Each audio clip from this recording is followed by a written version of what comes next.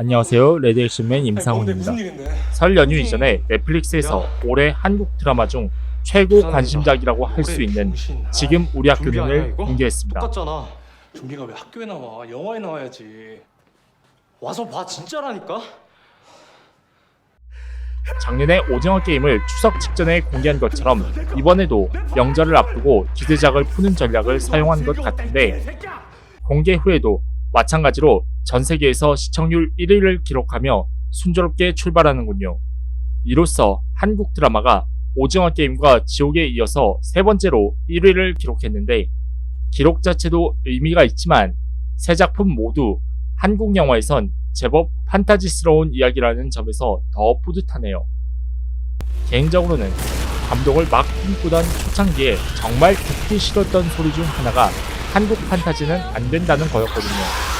아무튼 이렇게 큰 흥행을 하고 있는 드라마임에도 불구하고 그에 비해 지금 우리 학교는 의외로 호불호가 더 많이 갈리면서 기대하는 정도와 어떻게 보는가에 따라서 아쉬움도 커질 수 있는 작품이라고 생각합니다. 지금 다 좀비로 변해서 난리예요. 신고자 이름이랑 전화번호 주시고요. 허위로 신고하면 벌금 부과되는 거 알고 있죠? 아, 장난 아니에요. 아이, 쌍놈의 새끼들이 아주. 좀비가 나타났단다. 본격적인 리뷰에 앞서 저는 원작을 2012년쯤에 완독했지만 많은 부분을 잊어버렸고, 최대한 스포일러를 피하겠지만 리뷰의 흐름에 따라서 조금이나마 나올 수 있다는 점을 주의해 주시면 감사하겠습니다. 개인적으로 이 정도면 아주 만족하면서 본 편이면서도 전체적인 긴장감은 원작에 비해 다소 부족하다고 느껴졌습니다. 그럼에도 불구하고 현대에 어울리는 각색을 했다는 점에서 칭찬하고 싶습니다. 씨발, 좀비 천지다. 드라마는 첫 장면부터 원작에 없는 장면으로 시작하는데, 원작은 2011년에 완결되었고 이후 영화화에 대한 언급이 있었지만 무려 11년 만에 실사화되었습니다.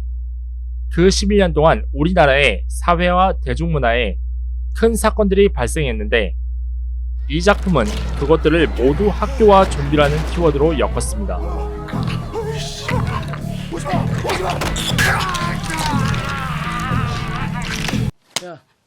소년 범죄와 학교 폭력 사건은 늘 잊을만하면 떠오르면서 나날이 심해지고 있습니다. 장난친 거잖아, 씨발아.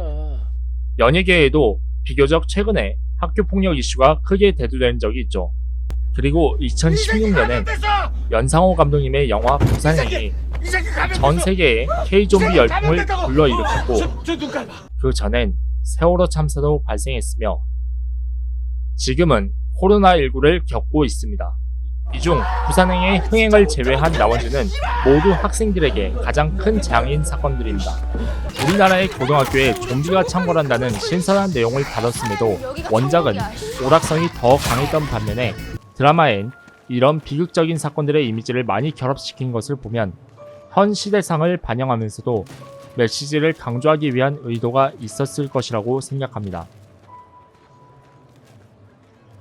특히 우리 사회의 폭력에 대한 메시지를 가장 두드러지게 드러냅니다. 작은 폭력이라고 그냥 넘기면 결국 폭력이 지배당하는 세상이 온다고 수백 번 경고했어. 아무도 내 말 안 들었어. 그럴 수도 있지. 애들끼리 싸울 수도 있지. 왕따 당할 만하니까 당하지. 그런 생각으로 외면한 인간들이 지금 이 세상을 만든 거라고! 애초에 좀비는 인간이 만들어낸 괴물이고,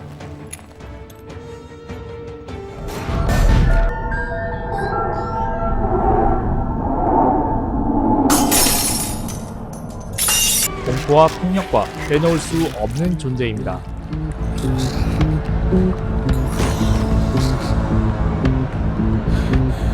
따라서 좀비 영화는 대체로 그 재난을 인간이 초래하는 것으로 묘사하며 이런 족같은 세상을 만든 건 당신이야.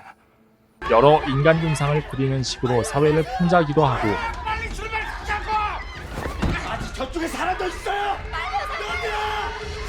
비감염자와 좀비의 사투는 공포와 액션을 보여주면서 오락을 선사하기도 하죠.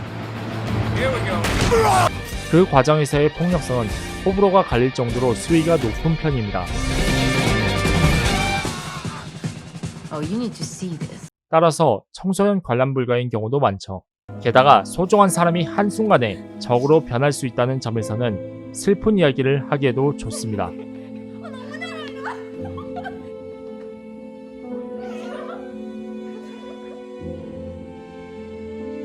즉, 좀비는 폭력성이 높을지언정 오락성과 사회 풍자, 신파를 모두 선사하기에 좋은 소재라고 할 수 있습니다. 그런 점에서 제작진은 각색하는 과정에서 이왕의 학교 좀비물을 만드는 김에 작금의 학생들이 겪는 문제들을 모두 담으려고 한 것 같습니다. 게다가 이 작품은 미디어에서 발생하는 문제도 제법 자연스럽게 담았습니다. 앞전에 히트를 쳤던 지옥처럼 먹이지고 때린 거야 이 귀여운 애들을 아동학대 야이 지옥에 썩어 문드러질려라 인터넷 방송의 부정적인 면모도 보여주는데 조회수 100만 개 안 넘겠는데? 현실에서도 멈출 수 사이버 없었던 성범죄와 악마의 삶을 멈춰주셔서 정말 감사합니다. 적 같은 소리 하고 있네 이 씨발 새끼가. 추적 방송으로 인한 논란이 생길 때가 시민들은 있죠. 충격에 빠졌습니다. 신종 코로나 바이러스 감염증 환자가 도망가는 것처럼 보였기 때문입니다. 이렇게 부적절한 정보들이 넘쳐나면서도 사건에 대한 정보 자체는 공인된 언론기관보다도 SNS를 통해서 더 빠르게 전개되는 모습을 보여주고 이 인터넷이나 SNS에서 떠드는 것처럼 진짜로 좀비랜드가 됐는지 제가 지금 확인하러 가고 있습니다. 일부 장면에서는 전설적인 인터넷 영상물을 패러디하면서 원작이 나온 시기보다 인터넷 문화가 더 활성화된 지금의 관객들에게 더 쉽게 다가가려는 노력을 한 것 같습니다. 뭐야 씨발. 빨간말의 셰프, 내가 널 이기고 최강의 자리를 갖겠다. 제약도 없는 소리. 이야!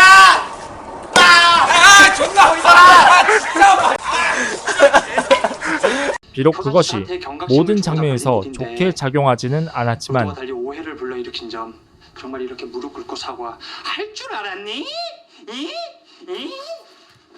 이좀 오바들 좀 하지 마라. 에? 전체적으로는 작품을 감상하는데 방해되지 않았습니다. 얼마 전에 리뷰한 화이트데이와는 달리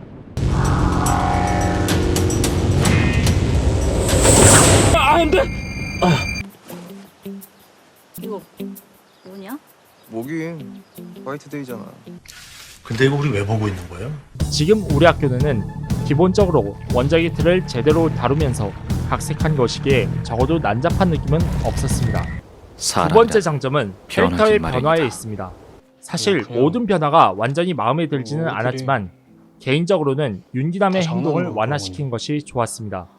이 작품의 메인 빌런이라고 할 수 있는 윤기남은 원작에서는 마치 악을 형성화시킨 것 같은 사이코패스로 등장해서 너무 자규적인 느낌이 들었던 반면에 드라마에선 적당히 비겁하면서 야비한 일진으로 등장해서 제법 현실적인 인물로 바뀌었습니다.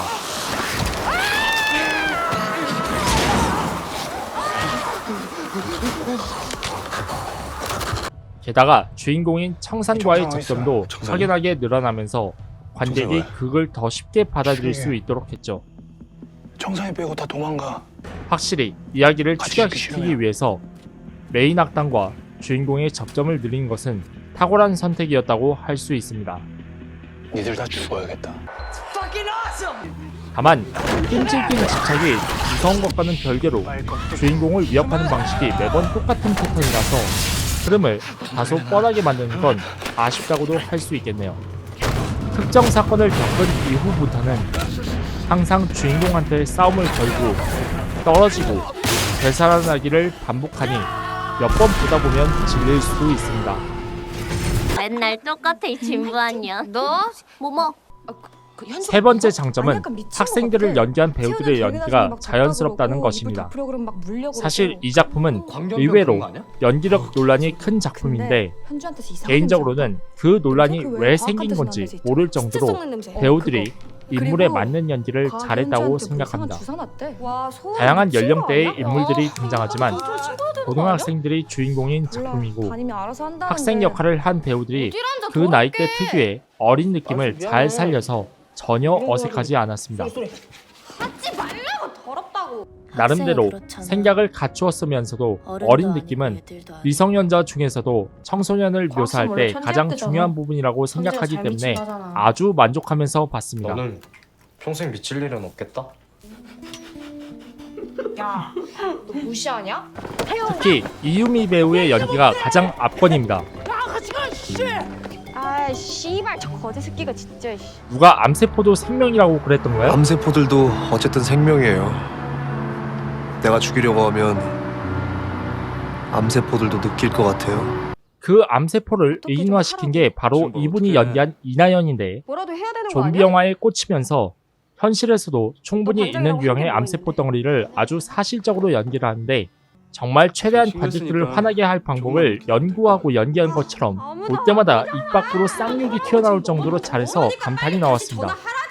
그럼 네가 신고해. 야 얘들아 왜 싸우고 그러냐 이 상황에서. 네가 뭔데 말이야, 씨발. 뭐 씨발? 여담으로는 이나연을 연기한 이유미 배우와 항상 대립하는 한경수 역할의 함성민 배우가 서로 어떻게 하면 말투에서부터 더 화나게끔 대화를 이어갈 수 있을까를 고민했다는데 이렇게 하면 화나? 이게 좋을까? 이게 좋을까? 이렇게 하면 더 화날까? 이런 소통을 좀 많이 했었던 것 같아요. 애초에 원작에서부터 이나연은 발암물질 그 자체였지만 현실적인 각색과 이유미 배우의 연기가 더해져서 제대로 분노하면서 그게 몰입할 수 있었습니다. 임대애들 출입 금지시켜도 맨날 우리 아파트 가로질러 다니고. 근데 너 따위가 나를 밀쳐? 야 너 지금 씨발 진짜. 사과하러 온 줄 알았어? 애들이 다 네 편만 들잖아. 너 같은 것 때문에 내가 궁제 몰렸잖아.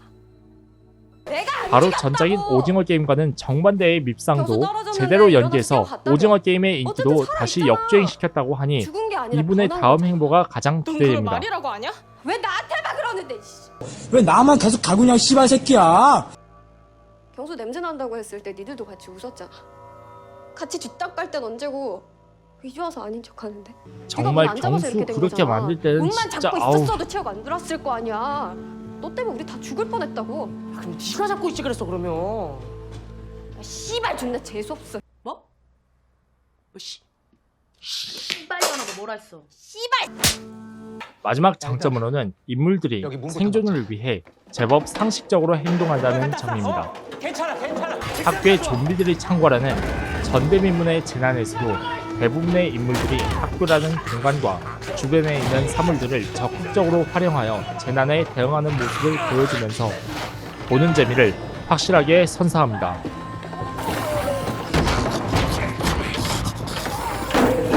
사실 이건 공포나 재난 장르에서 당연하게 묘사해야 하는 부분인데 몇 년간 우리나라의 공포 장르에서 그러지 못한 작품들을 봐왔기에 이 작품이 더 만족스러운 건지도 모르겠네요. 바로 가까운 일은 화이트데이가 있었죠. 뭐긴 화이트데이잖아. 확실한 건 이렇게 긴장감 있는 오락을 보여주면서도 학생들에 대해 깊이 있게 생각하도록 만들었다는 겁니다. 학생들 대피 방송이라도 해야 될 거 아닙니까? 이 작품의 할 말이 학생들은 뭔데? 초반을 지나면 어른들을 믿지 않는 모습을 노골적으로 보이면서 알아서 구하러 오겠지. 스스로 위기를 여기 헤쳐나갑니다. 있고 싶음 있어. 근데 난 어른들 안 믿어. 물론 이들을 도우려는 어른들도 있지만 대부분 극적인 순간에 희생하거나 제 역할을 못하는 경우가 많죠. 다친 데 없지? 내가 아무 힘이 못 돼도 미안해. 나머지들은 오히려 학생들을 더 큰 위기로 몰아넣으면서 그들을 버리기까지 합니다.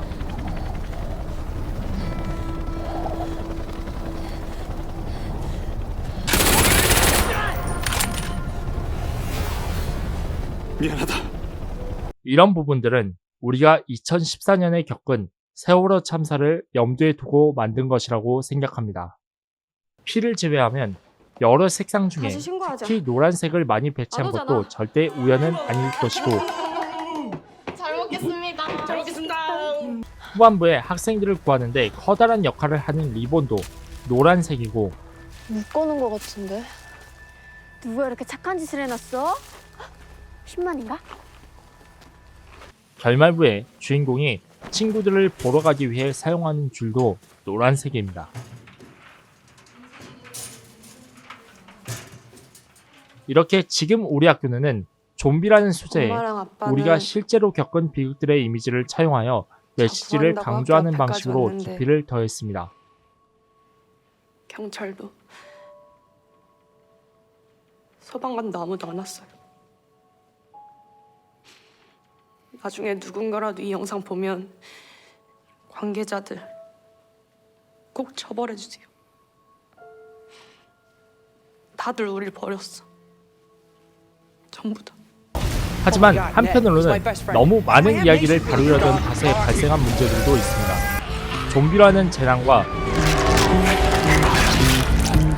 주요 인물들의 로맨스,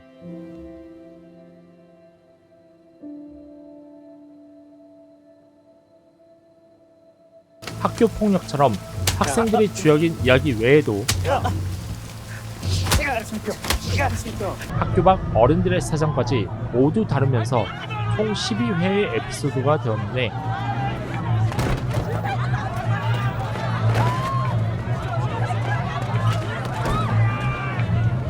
개인적으로는 군인들과 정치인들의 이야기를 줄이고 학생들에게 더 집중해서 10회로 만드는 게 적절하지 않았을까 싶습니다. 인물 묘사에 있어서도 몇몇 인물들은 너무 뻔하거나 네가 그러면 그렇지 새끼야. 이해하기 힘든 부분이 있었습니다. 이 부분은 앞서 윤기남의 공격 패턴이 너무 뻔해진다는 것 외에도 다른 인물에서도 드러나는 부분입니다. 윤기남이다. 씨발 저 새낀 죽지도 않고. 주로 새로 추가된 인물에서 문제가 돋보였는데 치킨집을 운영하는 청산리의 엄마와 어때? 솔직하게 얘기해줘야 돼. 소방관인 온조의 아버지는 거의 심판을 위해서 존재한다고 봐도 무방합니다. 근데 친구는 왜 저래? 몰라? 이따 집 가서 얘기해줄게. 청산 엄마는 방송을 보고 나갈 때 오토바이를 타자마자 넘어지는 것에서부터 최후가 훤히 들여다보였고 아저씨 저 좀만 나갔다 올게요. 예.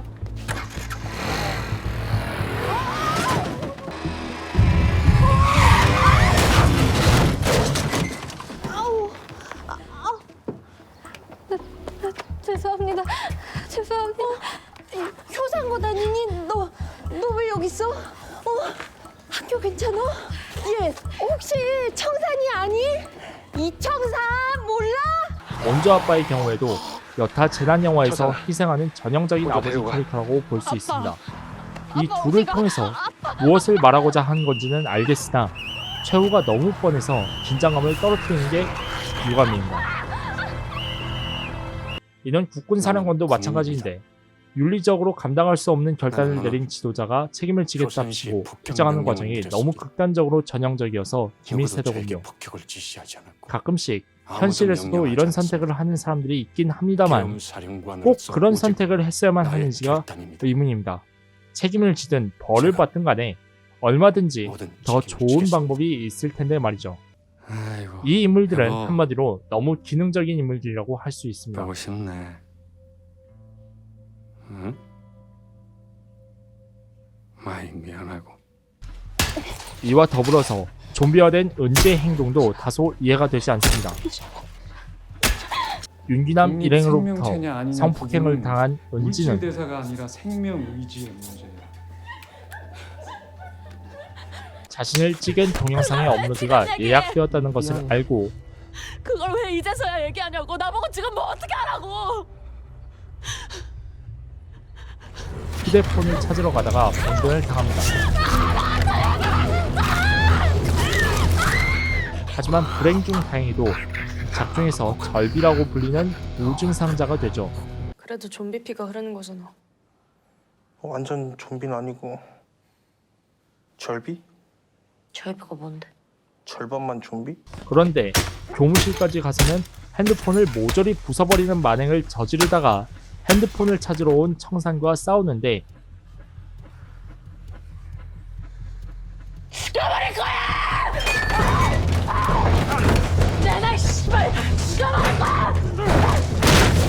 인터넷에 예약된 업로드는 핸드폰을 부순다고 해서 절대로 멈추지 않습니다. 예약을 건 사람이 취소를 하거나 해당 사이트의 서버가 없어져야 멈추게 되죠.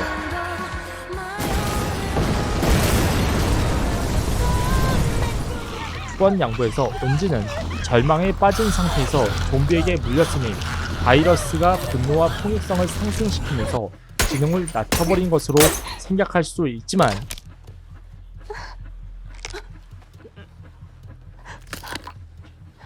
이건 어디까지나 저의 생각일 뿐 작품이 제대로 설명하지 않아서 은지와 청산의 격투가 자기적으로 느껴지는 문제를 만들었습니다. 걔도 좀 이상했어. 귀남이도 그런 거지. 절비의 지능에 대해서는 안 죽는 거 아닐까? 시즌2가 나온다면 죽었다 살아난다. 보다 명확해질 것으로 기대됩니다. 좀비도 아니고 인간도 아니고.